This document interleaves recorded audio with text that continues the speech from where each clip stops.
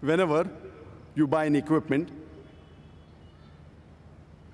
along with the equipment, you get an instruction manual. If you allow me to call the human being a machine, you'll have to agree that the human being is the most complicated machine on the face of the earth.